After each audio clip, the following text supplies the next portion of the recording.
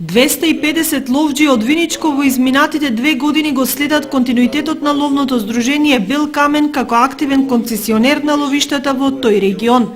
Денобиве на заедничка средба се резимираа резултатите од работењето на теренот, реализацијата на развојната програма со заштитата, размножувањето и одгледувањето на дивечот.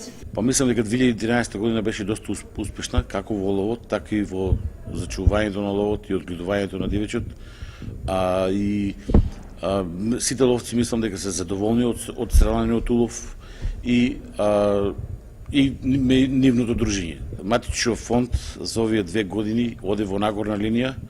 Значи, дужни сме да населиме фазани, по бројност од 300 до 400 фазана во годината.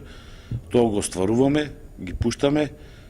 Сега природните услови си го прават своето, значи не е ловецот толку крив за недостаток на фазанска дивеч.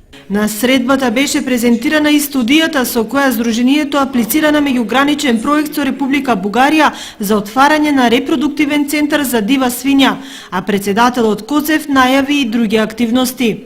Имаме започнато со изградба на стрелиште кој ќе биде функција на ловечко здружение Бел Камен. Тоа е старото стрелиште во Сушица, кое ќе биде наменето за гаѓање, како на нас, така и на Министерството за внатрешни работи.